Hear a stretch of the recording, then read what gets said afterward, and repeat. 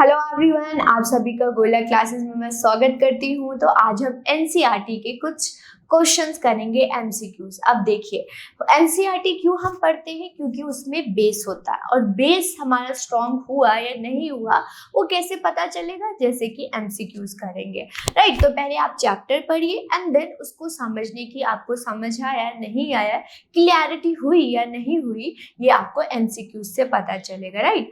अगर आपने चैप्टर नहीं देखा तो वो भी जाके देख लीजिएगा, जो कि आपको प्लेलिस्ट में मिल जाएगा, राइट। चलिए आज हम क्वेश्चन सॉल्व करते हैं।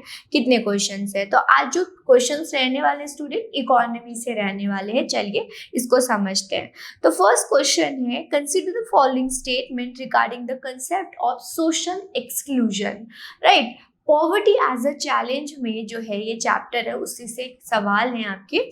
सोशल एक्सक्लूजन वहाँ पे मतलब समझाया गया है। सोशल एक्सक्लूजन मतलब क्या होता है, ये ऑप्शंस जो होंगे उसको देखते हुए आंसर करेंगे।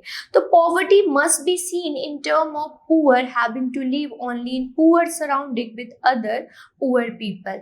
सोशल एक्सक्लूजन क्या होगा? वो होगा जहाँ पे लोग जो हैं, पुअर लोग, पुअर सोसाइटी या पुअर के लोगों के साथ रहते हैं।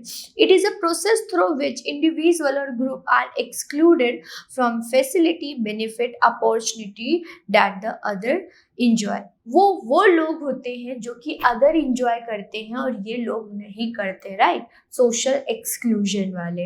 Untouchability is the example of this concept. क्या लग रहा है सोशल एक्सक्लूजन मतलब क्या होगा? तो ये आपको हिंदी में भी ये सवाल मिल जाएंगे और इसका आंसर है student all of the above. ये सोशल एक्सक्लूजन तीनों जो है वर्ड, तीनों में डिफाइन कर रहा है। यस, यहाँ पे पुअर लोगों के साथ, यस, यहाँ पे उनको कोई फैसिलिटी नहीं दिया जाता जो other section of society enjoy कर रहे होते हैं। और third, untouchability is the example of social exclusion. Okay, exclude कर दिया जाता है सोसाइटी से। इसी के साथ सेकंड क्वेश्चन पे मूव करते हैं। एक वर्ड था सोशल एक्सक्लूजन, जो कि हमने आपको बता दिया। अब है वर्नेबिलिटी।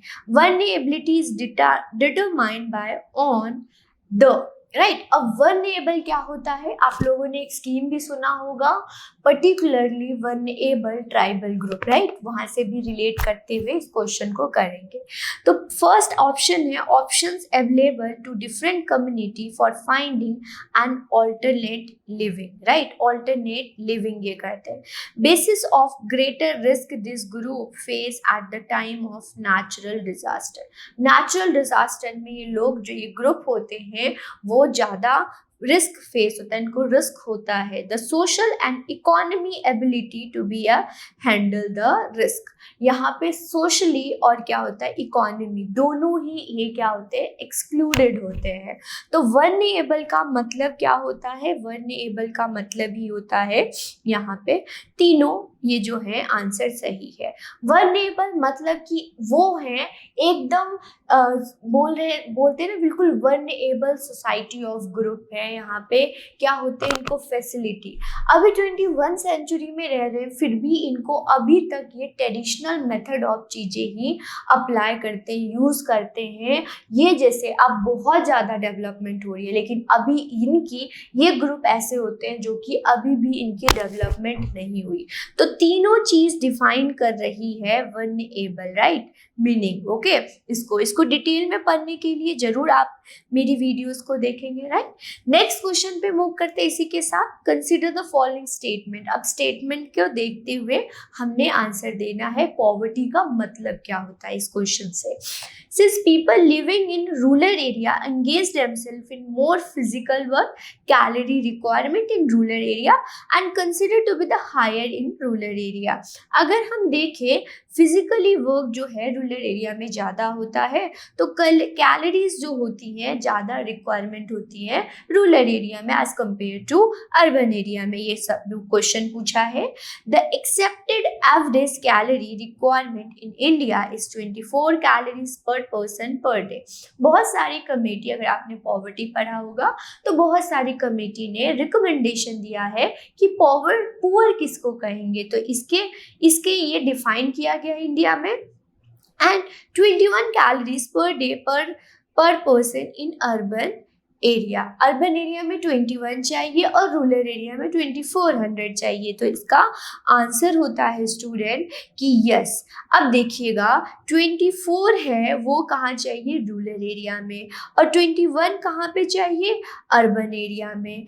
क्यों चाहिए ऐसा, इतना डिफरेंस क्यों? क्योंकि जो रूरल एरिया में वहाँ पे फिजिकली वर्क ज़्यादा होता है, इसीलिए वहाँ रिक्वायरमेंट ज़्यादा होती है। तो इसी से यहाँ पे ए फर्स्ट भी सही हो जाता है। ओके स्टूडेंट, तो इस प्रकार से आगे बढ़ते हुए नेक्स्ट क्वेश्चन पे मूव करते हैं। Consider the following statement. अब फिर से स्टेटमेंट आ गया, कुछ देखते हैं। Although there has been a substantial reduction in global poverty, it marked with great regional difference। हम देखें कि ग्लोबल जो है रिडक्शन हुई है, लेकिन ये क्या है, रीजनल डिफरेंस को, रीजनल डिफरेंस जो होता है उसको कम कर रही है। Poverty decline substantially in China, South East Asian country as a result of rapid economy. अगर हम देखें चाइना और साउथ ईस्ट एशिया को, तो इसमें इकोनॉमी ग्रोथ हो रही है जिससे पॉवर्टी डिक्लाइन हो रही है। एंड मैसिव इन्वेस्टमेंट इन, और वो लोग क्या कर रहे हैं, ह्यूमन, जो हमने फर्स्ट चैप्टर पढ़ा था, वो लोग ह्यूमन डेवलपमेंट में ज़्यादा इन्वेस्टमेंट कर रहा है। नहीं, सेकेंड चैप्टर में हमने पढ़ा था कि ह्यूमन जो है बहुत इंपॉर्टेंट है, capital, human capital formation word भी मैंने आपको समझाया था। नेक्स्ट है the new substantial development goal of United Nation propose ending poverty all type of by 2025। ऐसा है कि पॉवर्टी है जो सस्टेनेबल डेवलपमेंट गोल पढ़ा होगा, क्या वो 2025 तक अचीव करना है, क्या है? तो यहाँ पे आपको हिंदी में भी ये सवाल मिल जाता है। देखते हैं इसका आंसर। इसका आंसर स्टूडेंट 1 और 2 है। 3 इसीलिए नहीं है क्योंकि 2025 नहीं है, 2030 है, याद रखिएगा। सस्टेनेबल डेवलपमेंट गोल जो 17 गोल्स है उसमें से 1 गोल है रिड्यूस पॉवर्टी करना है, वो 2025 नहीं 2030 तक अचीव करना है। इसीलिए थर्ड ऑप्शंस क्या हो जाते हैं, गलत हो जाते हैं। चलिए इसी के साथ हम नेक्स्ट क्वेश्चन पे मूव करते हैं। नेक्स्ट क्वेश्चन हमारा 5th क्वेश्चन होने वाला है। In the context of wide spread poverty in India consider the following statement. अब इंडिया के पॉइंट ऑफ व्यू से इस स्टेटमेंट को पढ़ते हुए आंसर देना है। One historical reason is low level of economy development under British colonial administration। अगर हम बात करें कि हमारी कंट्री में इकोनॉमी डेवलपमेंट क्यों नहीं है, क्योंकि ब्रिटिशर आए और उनके आने का, उनका डेवलपमेंट ना होने का एक रीज़न है, ये पूछा गया है। The policy of colonial requirement renewed, ख़त्म कर दिया है ट्रेडिशनल। हमारा अगर देखें तो ब्रिटिशर का जो पॉलिसी था, हमारी जो ट्रेडिशनल चीज़ें थी, handicraft, discourage development of industries like textile, ये है। नेक्स्ट है with the spread of irrigation and green revolution many job opportunity were created in agriculture in the whole India. अगर हम ग्रीन रेवोल्यूशन की बात करें तो वहाँ पे क्या हुआ है, बहुत ज़्यादा एक जॉब प्रोवाइड किया गया, अनएम्प्लॉयमेंट रिड्यूस हुआ है।